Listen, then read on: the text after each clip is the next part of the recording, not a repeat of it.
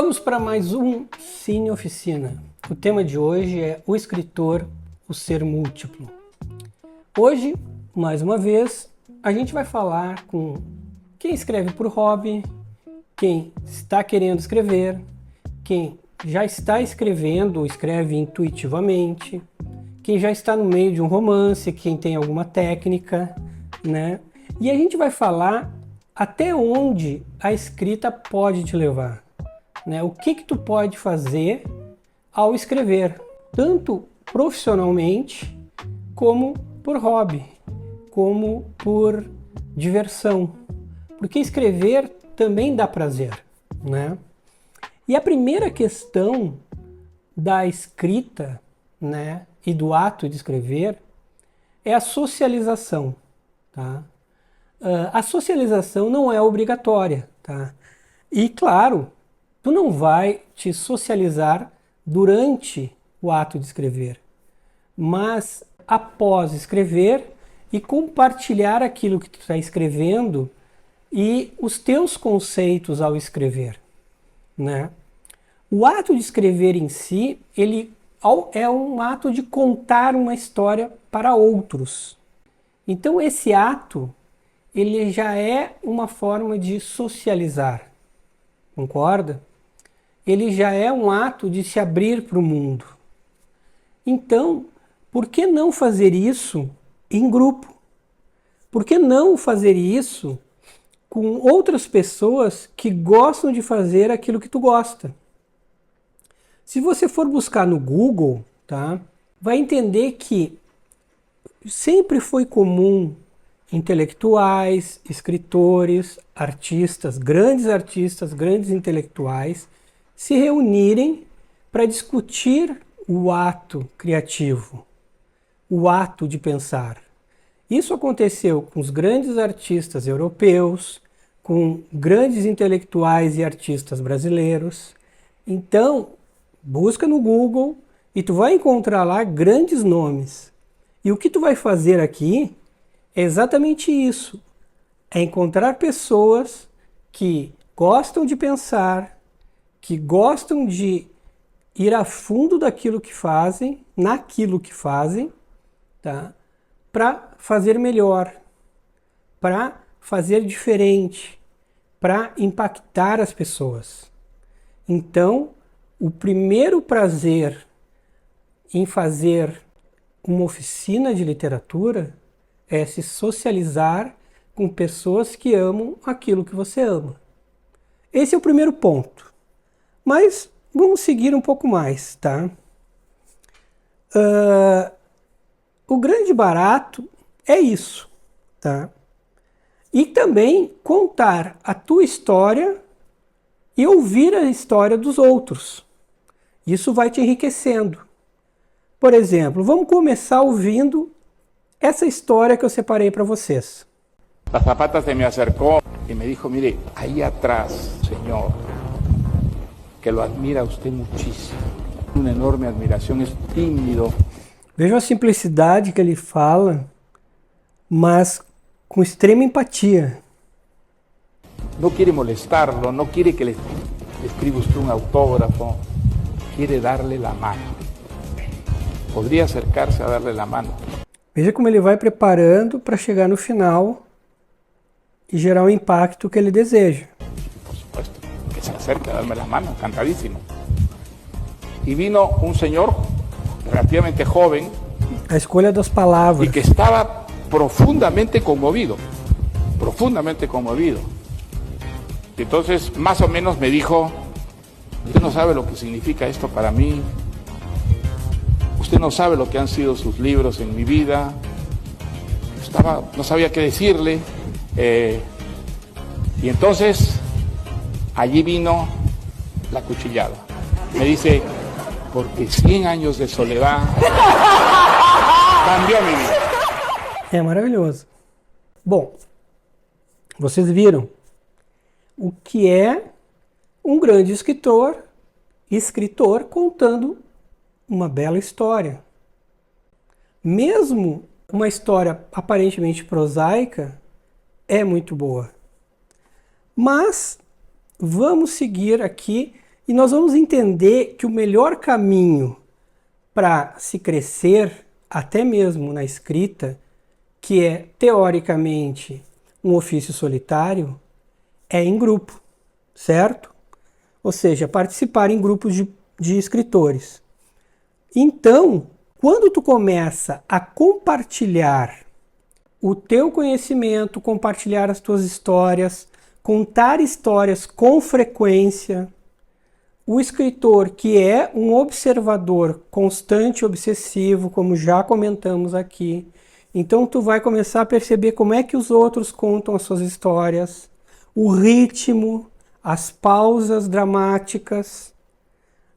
Tu vai começar a introjetar e aprender a fazer isso. Como essa pessoa desse vídeo que eu vou te mostrar agora. Um homem queria vender um sítio. E andando pela rua, ele se encontrou com o poeta Olavo Bilac. Vejam que antes mesmo dele falar o texto, ele quase que está declamando. Mas é legal isso. E disse ao poeta: poeta, eu quero vender meu sítio que o senhor conhece tão bem. O senhor poderia redigir um anúncio para o jornal? O poeta pegou um papel, um lápis e escreveu: vende-se encantadora propriedade, onde no extenso arvoredo cantam os pássaros ao amanhecer.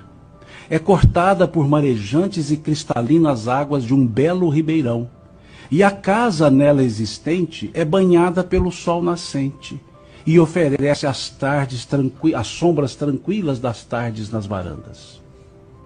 Passados uns dias, o poeta se encontrou com um homem e perguntou a ele: e aí, vendeu o sítio? Ele disse: nem pensei mais nisso. Depois que eu li o anúncio, é que eu vi a maravilha que eu tinha. Assim é a nossa vida. Vejam, ele falou quase todo o texto, que é maravilhoso, num tom quase de declamando uma poesia, como se ele estivesse declamando uma poesia. Nem sempre funciona, tá? Isso serve para alguns textos. Aqui funcionou maravilhosamente bem. Mas não é toda hora, tá? Mas a história é maravilhosa, o texto é lindíssimo, né? E a forma que ele contou também casou completamente bem, tá? Mas não usem essa entonação, essa abordagem da poesia para todos os textos. Às vezes fica forçado, tá bom? Logo, em poucos meses, tu não vai estar só escrevendo bem. Você vai estar contando histórias de uma forma completamente diferente. Você vai estar emocionando mais as pessoas. Você vai estar fazendo pausas diferentes. Você vai estar sabendo gerar atenção mesmo quando conta a história. Sabendo quando gerar aquele momento dramático para depois impactar a pessoa, ou seja, gerar a catarse, que é tudo que a gente começa a conversar sobre a narrativa e a poética de Aristóteles. Então, você vai estar se preparando para quê? Para, no mínimo, ser um palestrante.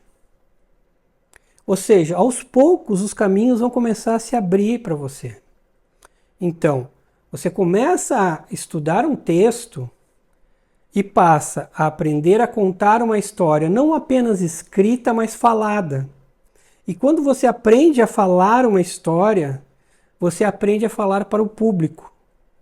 E aí abre o caminho de ser um palestrante. E nisso, você pode se tornar um palestrante sobre literatura, mas não só sobre literatura, sobre qualquer assunto que você domine e goste.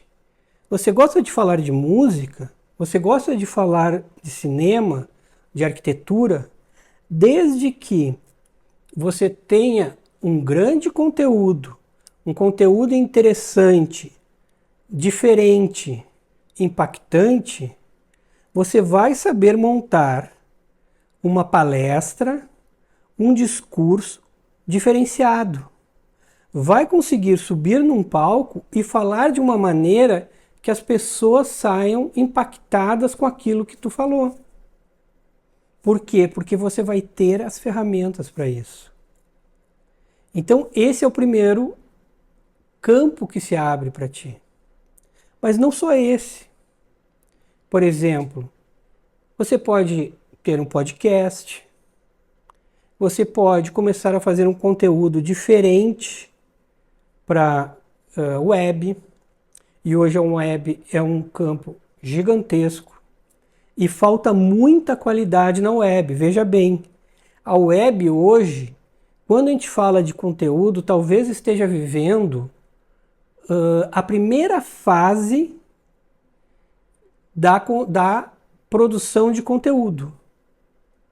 Falta muita profissionalização na produção de conteúdo da web. E vocês vão estar, talvez, inaugurando a segunda ou terceira fase. Por quê? Porque vocês já vão estar entrando com um conteúdo e um conhecimento profissional, baseado numa narrativa profissional. Então vocês vão estar à frente de muita gente, se entrarem com um conteúdo de qualidade na web. Hoje tem muito conteúdo amador, tem muita fofoca, tem muito conteúdo de reacting de conteúdos existentes. E isso não vai durar a vida inteira. As pessoas vão querer entretenimento novo, vão querer uma visão nova, e vocês podem produzir isso. Mas antes precisam se preparar para isso, tá? Vamos ver uma pessoa que ele participa de um grupo que eu gosto muito, tá? Que é do Cordel do Fogo Encantado, e que por um absurdo, talvez, desculpe falar isso, mas ele parece que ele tem um pouco de falha na dicção, mas mesmo assim ele declama lindamente e ele cativa as pessoas como ninguém. Confiram esse vídeo. O amor comeu meu nome. Esse vídeo aqui, como eu falei para vocês, ele não tem a dicção perfeita, tá? Mas ele tem uma empatia, uma forma de declamar que ele arrebata todo mundo. Vocês vão perceber. Minha identidade, meu retrato. O amor comeu minha certidão de idade, minha genealogia, meu endereço. O amor comeu meus cartões de visita. O amor veio e comeu todos os papéis onde eu escrevera meu nome. O amor comeu minhas roupas, meus lenços e minhas camisas. O amor comeu metros e metros de gravatas. O amor comeu a medida de meus ternos, o número de meus sapatos, o tamanho de meus chapéus. O amor comeu minha altura, meu peso, a cor de meus olhos e de meus cabelos. O amor comeu minha paz e minha guerra, meu dia e minha noite, meu inverno e meu verão. Comeu meu silêncio, minha dor de cabeça, meu medo da morte.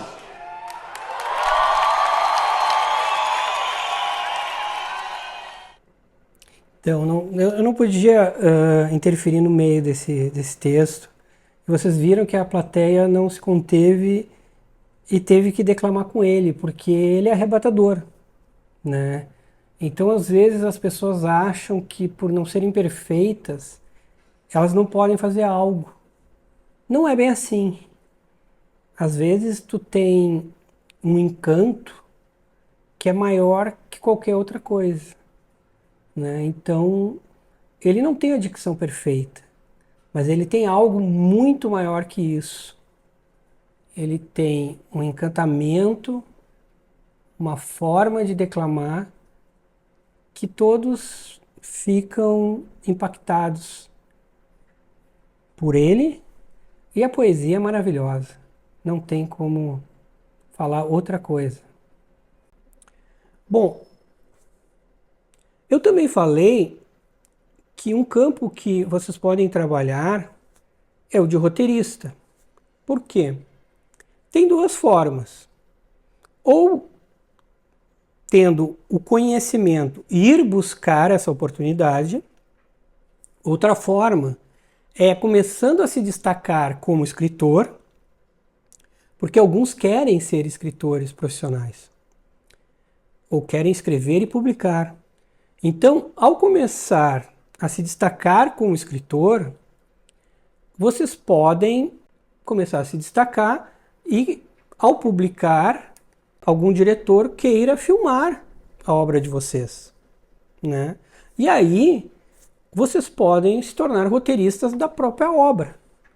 Por exemplo, no livro que eu mostrei, episódios atrás, vários roteiristas eram escritores. O Mário Puzo escreveu o roteiro e o romance. Escreveu o romance e depois o roteiro do Poderoso Chefão, né? Vocês podem dizer assim, isso aí só acontece na gringa. Mais ou menos. Prestem atenção. O Cheiro do Ralo é uma obra do Lourenço Mutarelli, tá? Que é um escritor maravilhoso brasileiro. Ele foi filmado pelo Heitor Dália. E é um filme sensacional. O romance é maravilhoso e o filme é maravilhoso. Vocês precisam conhecer os dois. E aí eu vou contar um caso para vocês. Tem uma cena do filme, tá? Onde o personagem do Selton Mello vai num boteco que ele costuma almoçar e tem uma garçonete que sempre atende ele, tá? Muito bonita, né? E aí ele pergunta o nome dela.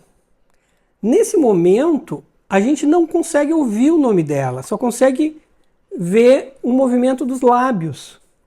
E ele, que é um personagem bem sarcástico, para dizer o mínimo, ele diz assim, o nome dela é impronunciável, ou algo parecido, tá? Quem for ver o filme, eu não me lembro, eu vi 8 vezes o filme, mas não me lembro, faz muito tempo. E aí, a gente fica muito curioso para saber qual é o nome dela. Uma amiga minha disse que ao sair do filme encontrou o Heitor Dália na farmácia, tá? Eu tive um trabalho meu filmado para Heitor Dália antes dele ficar famoso, ir para Hollywood e tudo. Mas ele não tinha filmado ainda O Cheiro do Ralo. Uma amiga minha encontrou ele na farmácia, depois de ver o filme, e eu disse para ela, tu não perguntou o nome da menina? E ela disse, sim, eu perguntei. E eu disse, e aí? Ela esqueceu o nome da menina. Eu não acreditei naquilo. E só aumentou a minha curiosidade. Se alguém souber o nome da menina, a gente agradece de todo o coração, tá? Mas essa minha amiga teve a capacidade de saber o nome e esquecer.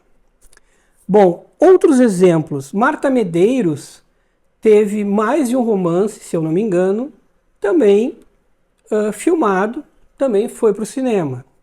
Outro foi A Casa das Sete Mulheres, da Letícia, que eu não consigo pronunciar o nome dela, o sobrenome. Então vai aparecer aqui na tela, e me perdoem, mas não consigo, tá? E A Casa das Sete Mulheres virou série, como todos sabem, fez muito sucesso na Globo. Então, essa realidade não está tão distante daqui, do Brasil. Vejam, a gente tem muitos campos se abrindo para quem sabe escrever com técnica. Então, o ato de tu estar num grupo de pessoas que gostam de escrever vai te possibilitar, com o tempo, ser palestrante, falar bem, contar histórias com maestria, pode te habilitar a fazer conteúdo extremamente diferenciado para a web, seja podcast, seja um canal especial, só teu. vai te capacitar a oferecer conteúdo para TV, para streaming. Veja que hoje há uma necessidade desses canais oferecerem conteúdos nacionais. Então, a figura do roteirista cada vez mais está sendo procurada aqui no Brasil. E não tem muitos. E não tem muitos com qualidade. E tu pode ser um deles.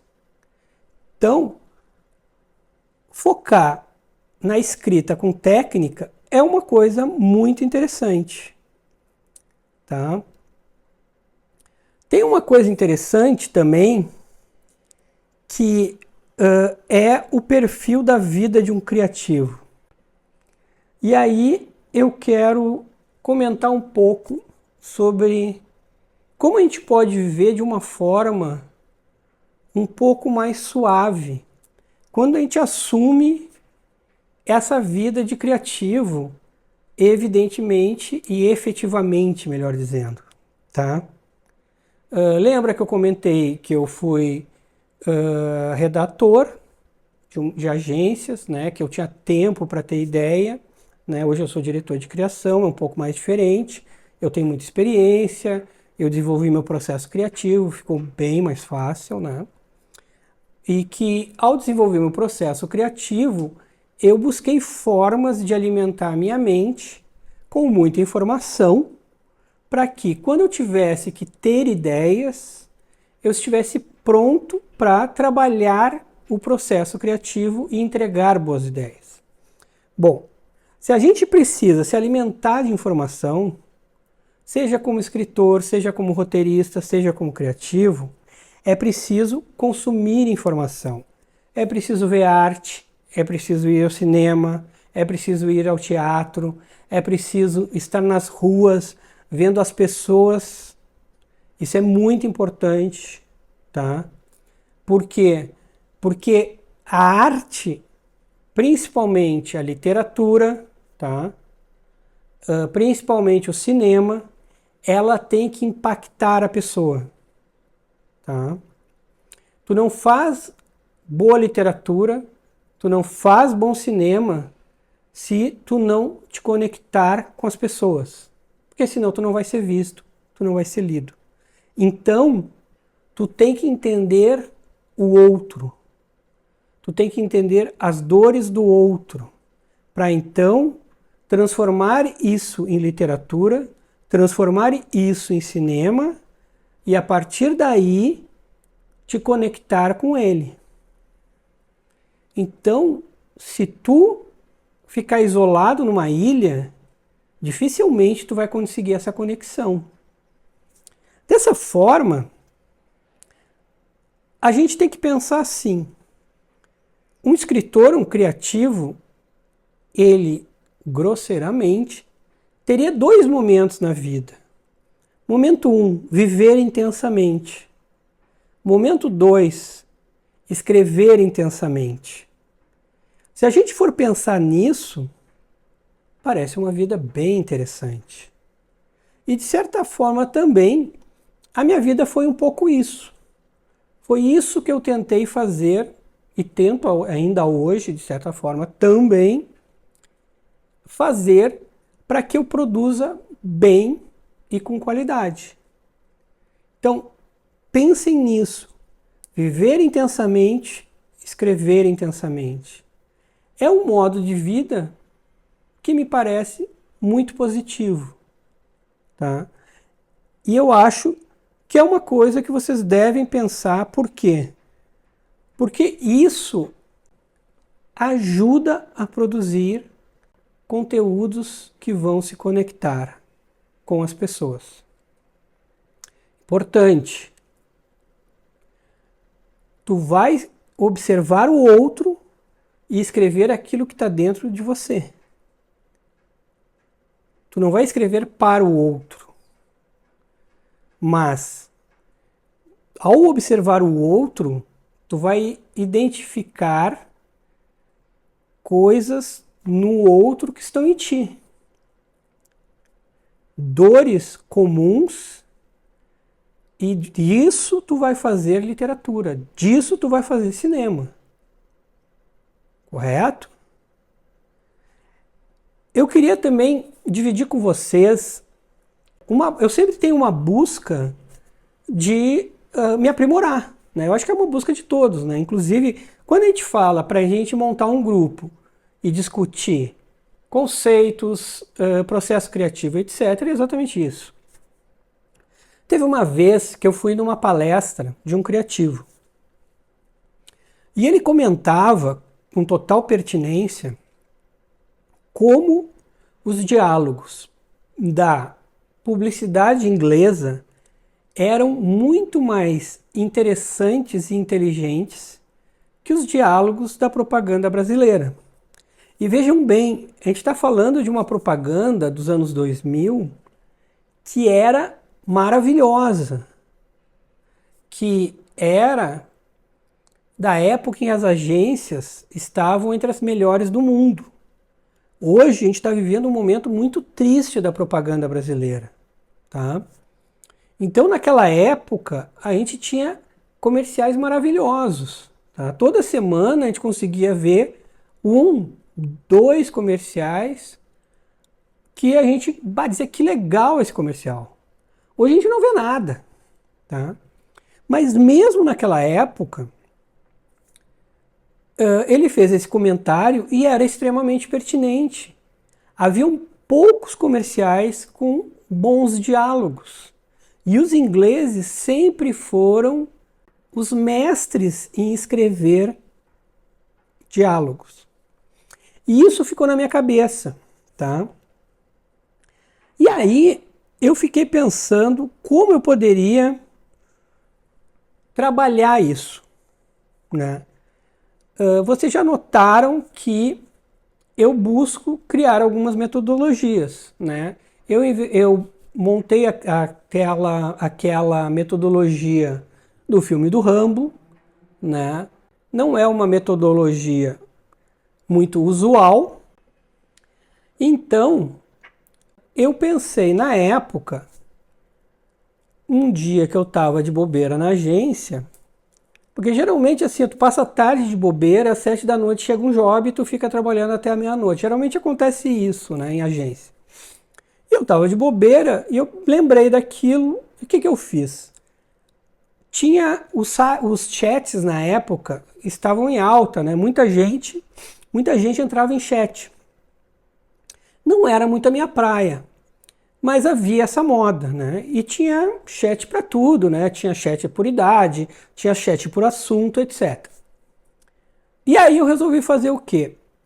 Eu montava um personagem, então podia ser um mecânico, eu podia ser uma dona de casa, e eu sempre montava assim, era uma pessoa, era uma dona de casa, tinha uma idade, tinha um bairro, porque eu estava morando em São Paulo, e isso é muito característico em São Paulo, porque é uma cidade gigantesca.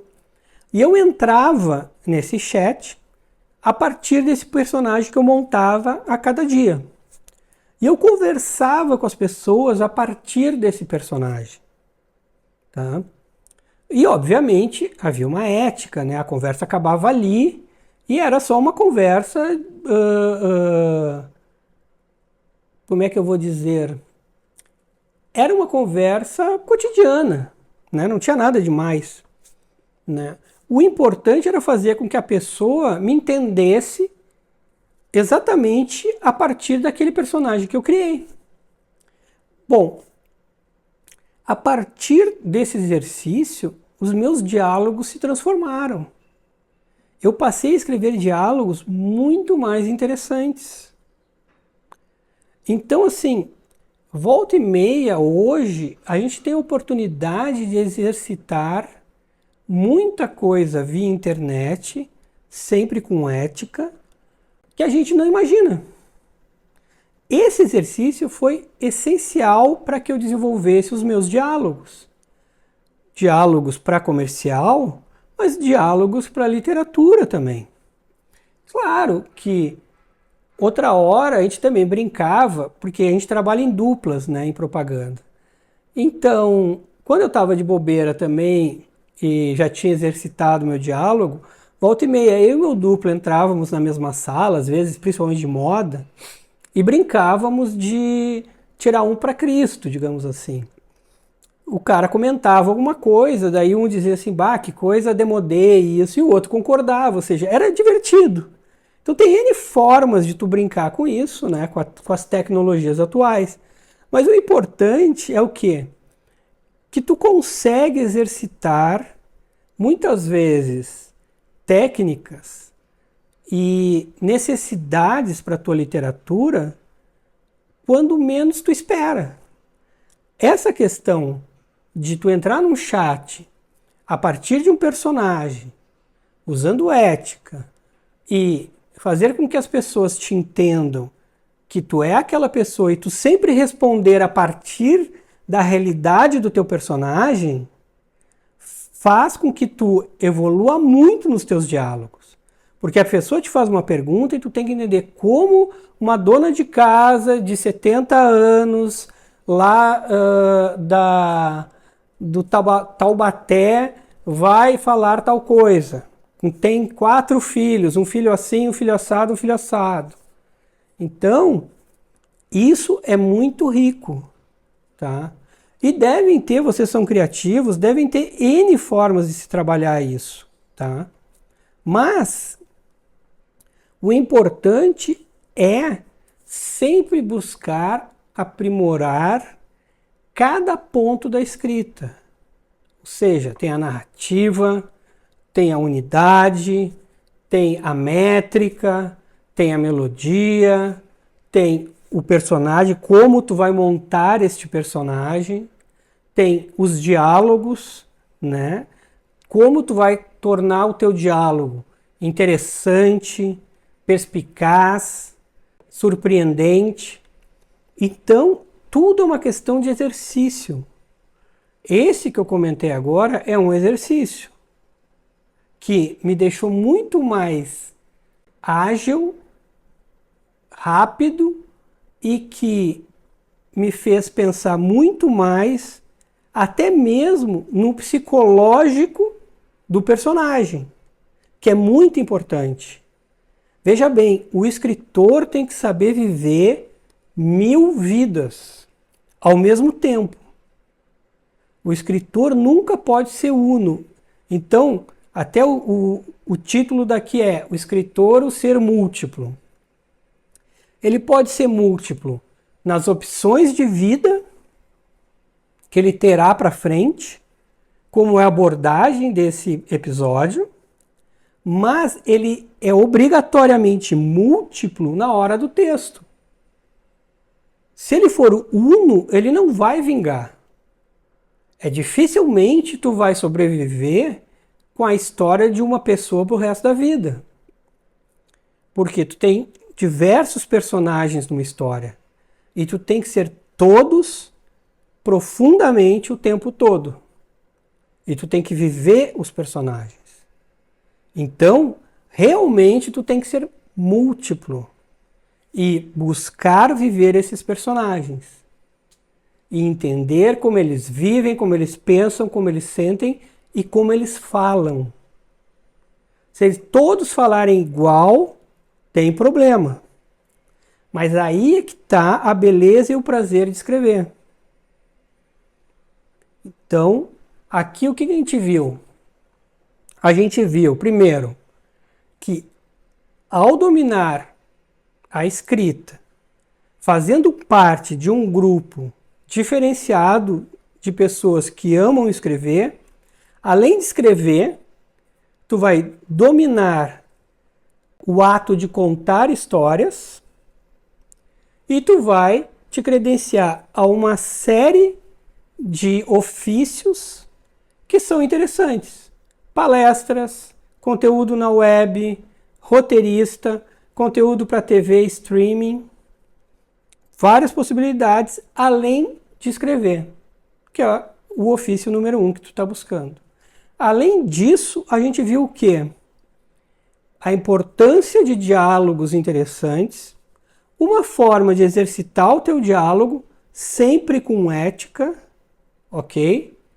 E que tu precisa ser sempre múltiplo no teu texto para viver os teus personagens. Não esqueça isso. Então, viva os teus personagens e pense na multiplicidade do ato de escrever e de viver num grupo de escritores. Encontro vocês na próxima oficina. Valeu!